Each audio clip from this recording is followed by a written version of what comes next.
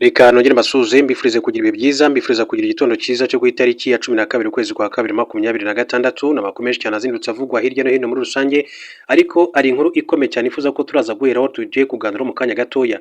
Muribuka ko hagati y'u Rwanda na Repubulika ya Demokarasi ya Kongo hashyizwe umukono ku itariki ya 4 ukwezi gushize, ukwezi kwa 12 mu Brito umwaka wa 2025 i Washington DC muri Leta Zunze Ubumwe za Amerika. Perezida Paul Kagame yarahari, Evariste Ndayishimiye yarahari w'igihugu cy'u Burundi, Dr William Samoei Ruto w'igihugu cya Kenya yarahari, ndetse na Jessica Rupo ni minisitiri w'intebe w'igihugu cya Uganda, n'abandi batandukanye, Suzima Nyasibe n'abandi batandukanye. Bose bari bitabiriye umuhango w'isinywa ry'amasezerano hagati y'u Rwanda n'igihugu cya Repubulika ya Demokarasi ya Kongo wari uyobowe na Perezida Donald Trump wa Leta Zunze Ubumwe za Amerika.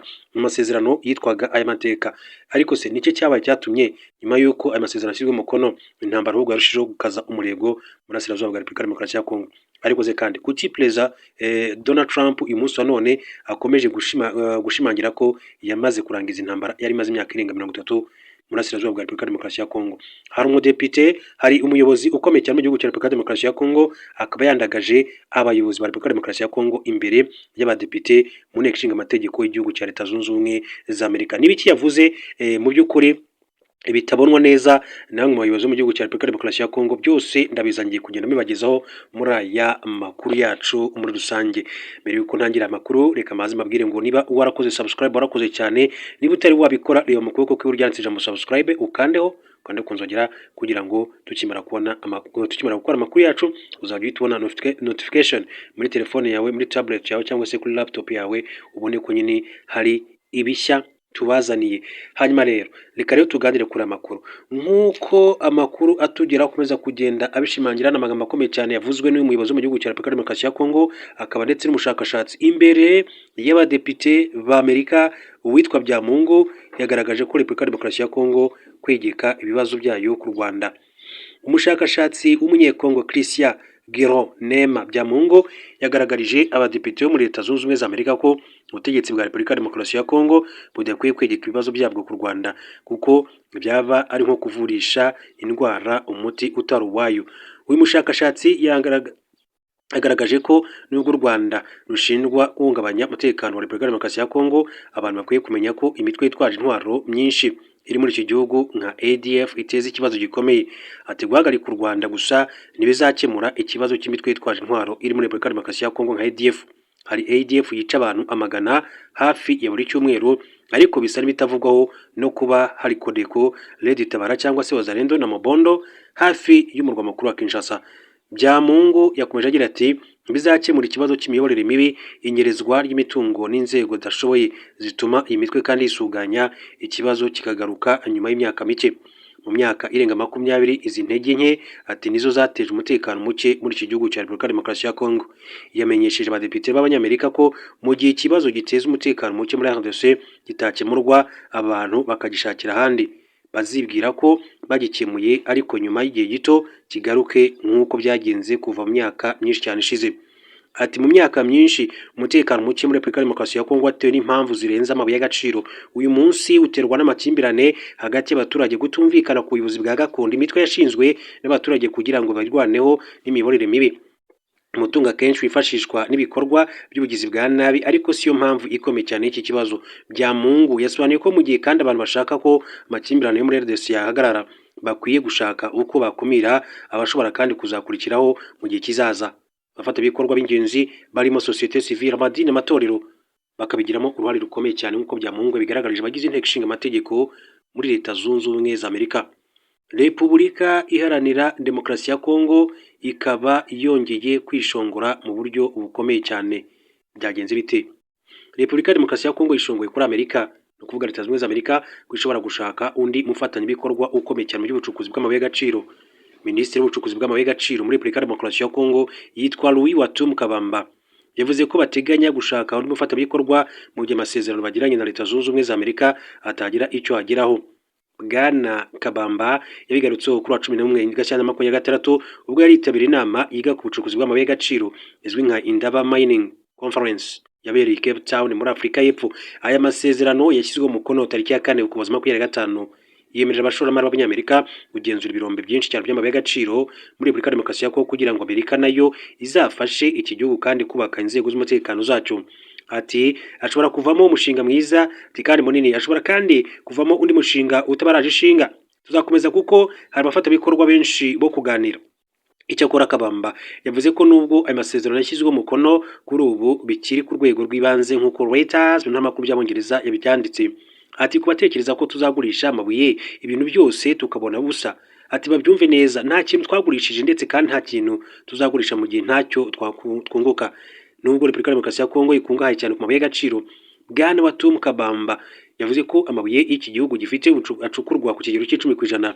Amerika ikomeje gushakira amabuye y'agaciro kubura hasi kubura hejuru mu buryo bwo guhinga, ati bwo guhigana ubutwari n'umukeba wayo ariwe Ubushinwa uri mu bihugu biyoboye kandi kuri uyu mugabane wa Afurika ndetse no kuri mutungo kamere. Avuga kuri rihangana n'Ubushinwa na Amerika cyangwa se Kabamba yavuze ko ihangana ry'Ubushinwa na Amerika ritatureba, tugomba kureba ku byacu nka Repubulika ya Demokarasi ya Kongo. Nubwo RDC ivuga ibi mu mpera za Mutarama 2026, Repubulika ya Demokarasi ya Kongo yoherereje Amerika urutonde rw'amabuye y'agaciro abanyamerika kandi bazajya bacukura bakanayatunganya, harimo nka manganese, zahabu, lithium, cuivre na cobra n'andi. Ayo mabuye y'agaciro yiganjemo ayo Amerika imaze igihe cyane igaragaza ko ikeneye cyane kugira ngo yifashishe mu gukora ibikoresho birimo batiri z'imodoka zikoresha amashanyarazi n'ibikoresho by'ikoranabuhanga. Abanyamerika bashobora kwinjira mu bucukuzi bw'amabuye y'agaciro mu birombe bya Kisenge na Mutoshi mu ntara ya Lualaba, Moto muri Haut-Uele na Kilo muri Ituri muri Kivu zombi ndetse na Maniema, nk'uko amakuru akomeza kugenda bishimangira. Hanyuma duhindura ingingo turebe n'andi makuru atandukanye akomeje kugenda avugwa. Ni byinshi biba byakomeje kugenda bigaruka nk'uko mbona nakomeje kugenda mbibabwira muri iki gitondo cyo ku itariki ya 12 ukwezi kwa kabiri. Muri rusange amakuru aba akomeza kugenda avugwa ni menshi cyane. Ati Tshisekedi ntashaka ko duhura. Uyu rero umunyarwandakazi Madame Louise Mushikiwabo akaba avuga ko uwitwa Perezida Faci cyangwa se Felix Tshisekedi ni perezida wa Repubulika ya Demokarasi ya Kongo ntagishaka ko bahura. Kubera iki rero? Uyu ni umunyarwandakazi nk'uko nababwiye ku munsi w'ejo yabaye minisitiri w'ububanyi n'amahanga w'u Rwanda mbere yuko aza kujya kuyobora umuryango wa Organisation Internationale de la Francophonie. Yigeze kandi ko minisitiri w'itangazamakuru mu gihugu cy'u Rwanda. Ubu ngubu rero ayoboye manda zigera kuri 2 ndetse u Rwanda ruze kumwemeza ko agomba kongera kuruhagarira nk'ugomba guhatana muri aya matora y'umukuru w'umuryango w'ibihugu bikoresha ururimi rw'igifaransa OIF. Uyu munyamabanga mukuru wa OIF Madame Louise Mushikiwabo yatangaje ko ubutegetsi bwa Repubulika ya Demokarasi ya Kongo butigeze bwishimira kubona umunyarwandakazi ayoboye umuryango w'ibihugu bikoresha igifaransa kugeza aho perezida w'iki gihugu Felix Antoine Tshisekedi atakifuza ko bahura.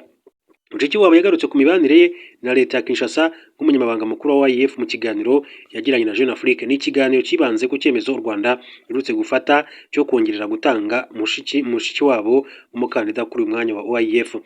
Madame Mushikiwabo yagaragaje ko natorwa hari byinshi cyane iteguye gukora kuri manda ya gatatu ndetse ashimangira ko hari ibihugu byamaze kugaragaza ko bimushyigikiye nubwo yirinze kuvuga ibyo ari byo.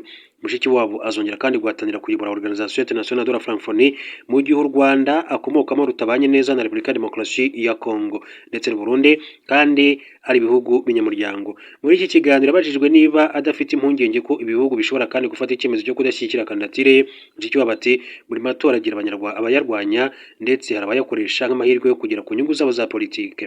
Birumvikana rero iyi kandidatire rivugwaho rumwe muri RDC kandi ibyo ntibyantunguye. Ati uku kuyirwanya nari nakubonye ariko ni bimwe mu bigize umukino.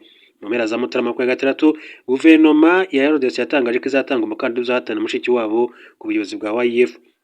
Madame Louise Mushikiwabo ibajwe niba aya makuru ayazi asubiza ati ni byiza, ati ibihugu bizabasha kandi kwihitiramo, ati mubireke bizatore. Mu by'ukuri ntekereza ko guhatana ari byiza, ati kuri OIF, ati bizana impinduka mu muryango wacu, ni byiza nge nta gihunga mfite, ati kuri kandidatire ndetse n'aya matora. Ikindi Madame Louise Mushikiwabo yabajijweho umubano afitanye na leta ya Kinshasa mu gihe u Rwanda kandi akomokamo rutabanye neza n'iki gihugu. Yavuze ko ntabwo ari ibanga, ati kuba umunyarwanda ayoboye umuryango wa OIF ntabwo ari ibintu bishimisha abayobozi ba Kongo kandi ntacyo bintwaye. Felix Tshisekedi ni umwe mu bakuru b'ibihugu bigize umuryango ba mbere nagendereye ubwo nari ngeze muri OIF. Nyuma twahuye inshuro nyinshi i Paris, Addis Ababa ndetse muri Washington. Yakomeje kandi avuga ko byageze aho kuri batagishaka ko bahura. Mushikiwabo yabajijwe niba iyi ariyo mpamvu adaherutse kandi gusura Repubulika ya Demokarasi ya Kongo kandi iri mu banyamuryango ba OIF. Yavuze ko impamvu adasura iki gihugu ari uko nta butumire bahabwa. ati ni ukubera ko ubutegetsi bwa Kinshasa batanumira abanyekongo nibantumira nzajyayo n'ubu nzi uburyo RDC ari ingenzi ku muryango wacu ndetse ni kimwe mu bihugu byungukira cyane mu gahunda zishyirwa mu bikorwa na OIF mu bijyanye n'ingengo y'imari igenerwa uburezi mu muco amahoro ndetse no guteza imbere uburinganire hagati y'abagabo n'abagore. Umuryango Panzi uyoborwa na Denis Mukwege washinzwe muri 2020 nk'imwe muri gahunda zigize umushinga La Francophonie avec elle. Kubw'ibyo mfata Repubulika Demokarasi ya Kongo umunyamuryango w'ingenzi ugomba kandi kugira uburenganzira n'ijambo mu muryango. Ariko ibihugu biramutse kandi bivanze ibibazo bifitanye isa n'ibindi mu mikorere y'imiryango ihuza ibihugu naho twagera. Kuwa 12 Mutarama 2025 nibwo Perezida Paul Kagame yafashe icyemezo cyo kongera gutanga Madame Louise Mushikiwabo nk'umukandida ku mwanya w'umunyamabanga mukuru w'umuryango wa Organisation Internationale de la Francophonie uhuza ibihugu bikoresha igifaransa. Kugeza ubu Abdou Diouf wo muri Senegal niwe wabaye umunyamabanga mukuru wa OIF igihe kirekire, ni ukuvuga hagati ya 2003 na 2014 yayoboye manda eshatu. Louise Mushikiwabo yatowe bwa mbere nk'umunyamabanga mukuru wa OIF muri 2019, manda ya kabiri kandi yayitorewe mu Gushyingo 2022 mu nama 18 yahuje abakuru b'ibihugu na za guverinoma umuryango mpuzamahanga w'ibihugu bikoresha igifaransa Organisation Internationale de la Francophonie yateraniye i Djerba mu gihugu cya Tunisia. Akaba rero aribyo ngibyo Madame Louise Mushikiwabo abagenda agaragaza.